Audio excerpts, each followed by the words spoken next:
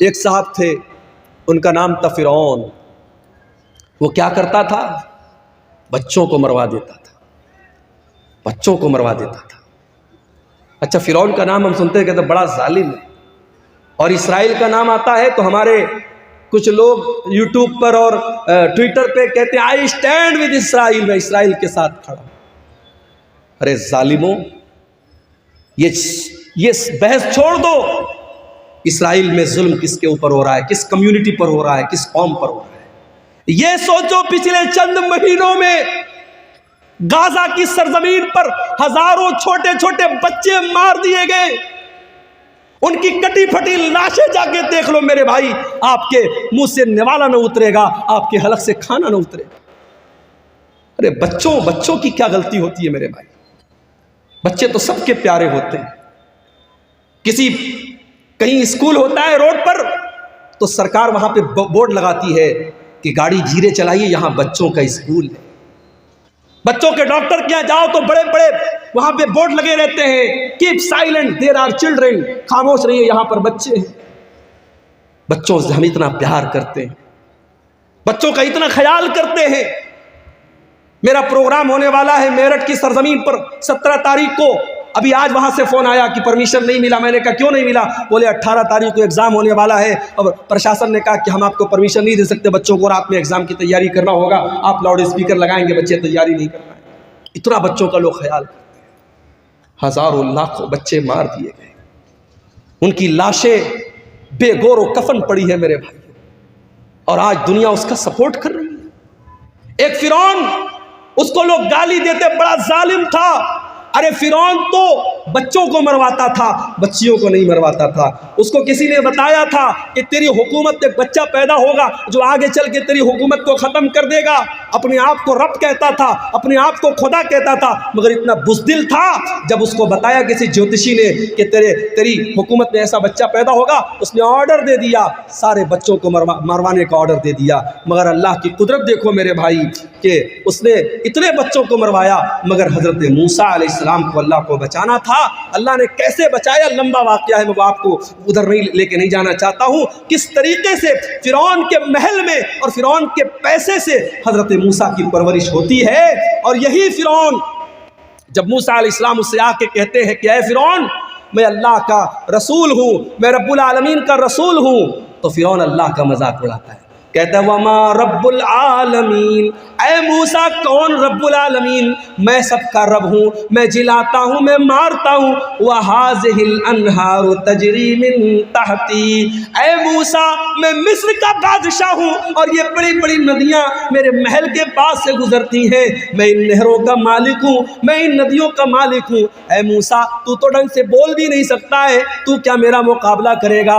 اے موسیٰ کون ہے تیرا اللہ؟ اے حامان جلدی سے سیڑھی لاؤ، میں چڑھ کے دیکھوں کہ موسیٰ کا رب کیا کر رہا ہے، موسیٰ کا اللہ کیا کر رہا ہے۔ اس نے اللہ کا مذاق اڑایا، اس نے موسیٰ کے رب کا مذاق اڑایا۔ اللہ نے انجام کیا کیا؟ اسی فرعون کو جو اپنی حکومت پر بڑا ناز کیا کرتا تھا، اللہ نے پانی میں ڈوبو ڈوبو کر کے مار دیا۔ وَمِنْهُمْ مَنْ أَغْرَقْنَا، ہم نے بہت سارے لوگوں کو زمین میں ڈوبا ڈوبا کے مار دیا۔ اب جیسے ہی دونوں نے پھل کو کھایا، قرآن کیا کہتا ہے؟ فَلَمَّا ذَاقَا الشَّجَرَةَ بَدَتْ لَهُمَا سَوْآتُهُمَا وَطَفِقَا يَخْصِفَانِ عَلَيْهِمَا مِنْ وَرَقِ الْجَنَّةِ، دونوں نے جب اس پیڑ کو کھا لیا تو دونوں کے بدن سے کپڑے اتر گئے اور دونوں ننگے ہو گئے۔ ہمارے باپ آدم بھی ننگے ہو گئے، ہماری ماں حوا بھی ننگی ہو گئی۔ ہائے ہائے ہائے، اب جیسے ننگے ہوئے۔ اچھا، اس کا مطلب کہ جنت میں کپڑا تھا، اس کا مطلب کہ جنت میں کپڑا تھا، دونوں کپڑا پہنے ہوئے تھے، کپڑے اتر گئے، دونوں ننگے ہو گئے۔ اب ننگا رہنا ان کو پسند نہیں ہے۔ قرآن کہتا ہے دونوں اپنے آپ کو کور کرنے لگے، ڈھانپنے لگے، جنت کے جو پیڑ پودے تھے اس کے پتوں سے اپنی شرمگاہ کو ڈھانپنے لگے۔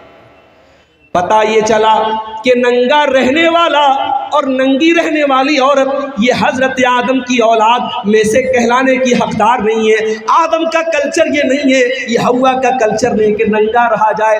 آج چلے جاؤ آپ کے انڈیا کی بات کر رہا ہوں، آپ گوا میں چلے جاؤ، گوا میں چلے جاؤ، سمندر کے بیچ پر جوان جوان عورتیں پورے جسم کو ننگا کر کے دھوپ کھا رہی ہیں، اور دنیا کہتی ہے صاحب یہ بڑے ماڈرن لوگ ہیں، بڑے یہ ترقی یافتہ لوگ ہیں۔ میں تھوکتا ہوں ایسی ترقی پر، میں تھوکتا ہوں ایسی تہذیب پر، میں تھوکتا ہوں ایسے کلچر پر۔ یہ آدم کا کلچر نہیں ہے، یہ حوا کا کلچر نہیں ہے۔ میرے باپ آدم اور میری ماں حوا کے بدن سے جب کپڑا اترا، دونوں کو شرم محسوس ہوئی اور دونوں نے اپنی شرمگاہ کو کور کیا، اپنے آپ کو کور کیا، اپنے آپ کو ڈھانپا۔ اب اللہ نے کہا اے آدم میں نے تم کو منع کیا تھا، اے حوا میں نے تم کو منع کیا تھا اس پیڑ کے قریب نہ جانا، تم نے پیڑ کو کیوں کھایا؟ اے آدم اے حوا تم نے بہت غلط کام کیا، میں نے بتایا تھا شیطان تمہارا بہت بڑا دشمن ہے، پھر بھی تم شیطان کی چال میں آ گئے۔ اب حضرت آدم کو احساس ہوا، حضرت حوا کو احساس ہوا کہ ہم سے غلطی تو بہت بڑی ہو۔ اب دونوں نے اللہ کی بارگاہ میں ہاتھ اٹھایا، قالا ربنا ظلمنا انفسنا وان لم تغفر لنا وترحمنا لنکونن من الخاسرین۔ دونوں نے پکارا اے ہمارے پروردگار، ہم نے یہ غلطی کر کے اپنے اوپر بہت بڑا ظلم کر لیا، بہت بڑا اتیاچار کر لیا۔ ایک نکتہ بتاؤں، ایک پوائنٹ بتاؤں، کوئی گناہ کرنے والا کسی اور پر ظلم نہیں کرتا ہے، سب سے پہلے وہ اپنے اوپر ظلم کرتا ہے۔ جو حرام کام کرتا ہے، جو زنا کرتا ہے، جو شراب پیتا ہے، جو جوا کھیلتا ہے، جو نماز نہیں پڑھتا ہے، جو اللہ کو ناراض کرنے والا کوئی بھی کام کرتا ہے، وہ سب سے پہلے اپنے اوپر اتیاچار کرتا ہے، اپنے آپ کو ہلاکت میں ڈالتا ہے۔ ہمارے باپ آدم کی دعا ہمیں یہ سبق دے رہی ہے، ربنا ظلمنا انفسنا، اے ہمارے پروردگار ہم نے اپنے جان کے اوپر ظلم کیا ہے، وَإِن لَّمْ تَغْفِرْ لَنَا وَتَرْحَمْنَا، اور اے اللہ اگر تو نے ہمیں معاف نہ کیا اور تو نے ہم کو نہیں بخشا، تو نے ہم پر رحم نہ کیا، لَنَكُونَنَّ مِنَ الْخَاسِرِينَ، اے اللہ ہم سے زیادہ خسارے والا، ہم سے زیادہ نقصان والا کوئی نہیں ہوگا۔ اللہ نے توبہ قبول کی۔ دیکھو غلطی تو ابلیس نے بھی کی تھی، اللہ نے ابلیس سے کہا تھا آدم کو سجدہ کرو، ابلیس نے کہا میں نہیں کروں گا، ابلیس نے سجدہ نہیں کیا۔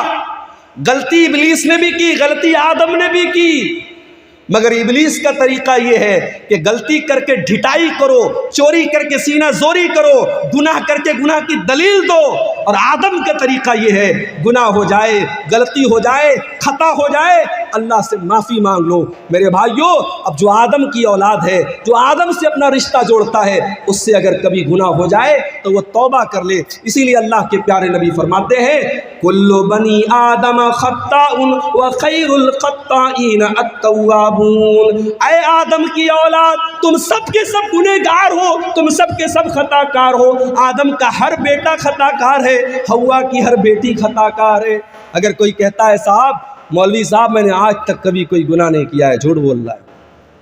کوئی یہ دعویٰ کر ہی نہیں سکتا اس نے کبھی کوئی گناہ نہیں کیا۔ ہر انسان کے دامن پہ کچھ نہ کچھ دھبے ضرور ہیں میرے بھائی، یہ الگ بات ہے۔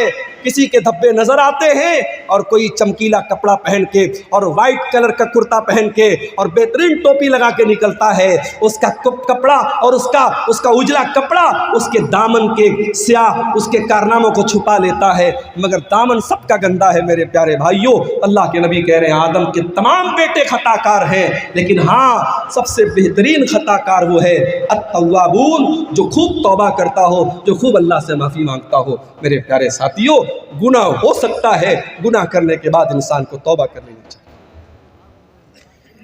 جانتے ہو گناہوں کی وجہ سے دنیا میں جتنی قومیں تباہ ہوئی سب گناہ کی وجہ سے تباہ۔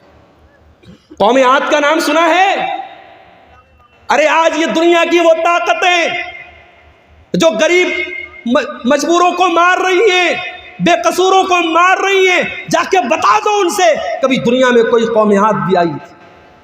ایسی قوم تھی کہ بڑے بڑے پہاڑوں کو کاٹ کے مکان بناتی تھی، اور قوم عاد کے لوگ کہتے تھے من اشد منا قوہ، ہم سے پاورفل کوئی نہیں ہے، ہم سے طاقتور کوئی نہیں ہے، ہم سے شکتیشالی کوئی نہیں ہے۔ جانتے ہو اللہ نے انجام کیا کیا؟ فَأَمَّا عَادٌ فَأُهْلِكُوا بِالطَّاغِيَةِ، اللہ نے ایسا عذاب بھیجا کہ آسمان سے قوم عاد کے اوپر ایسی چنگھاڑ کی آواز آئی، ایسی آواز آئی، ان آواز کو سن کر کے ان کے کان کے ساتھ ساتھ ان کے دل بھی پھٹ گئے، ان کے کلیجے پھٹ گئے اور وہ وہیں پر مر گئے۔ ایسی آواز آئی آسمان سے، اپنے آپ کو طاقتور کہنے والے قوم عاد، ان کے کلیجے پھٹ گئے اور وہ مرے پڑے رہ گئے۔ وَأَمَّا ثَمُودُ وَأَمَّا عَادٌ فَأُهْلِكُوا بِرِيحٍ صَرْصَرٍ عَاتِيَةٍ سَخَّرَهَا عَلَيْهِمْ 7 لَيَالٍ و8 أَيَّامٍ حُسُومًا فَتَرَى الْقَوْمَ فِيهَا سَرَعًا۔ قوم سمود کے اوپر عذاب آیا، آسمان سے آواز آئی، اور قوم عاد کے اوپر کیا عذاب آیا؟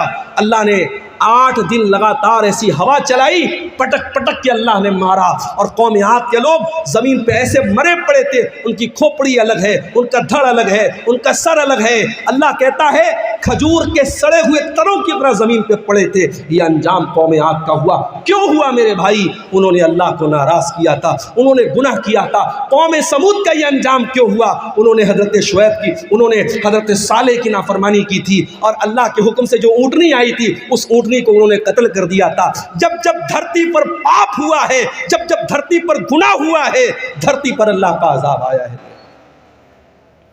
اور آگے بڑھی، حضرت لوط علیہ السلام کی قوم کی حالت دیکھی۔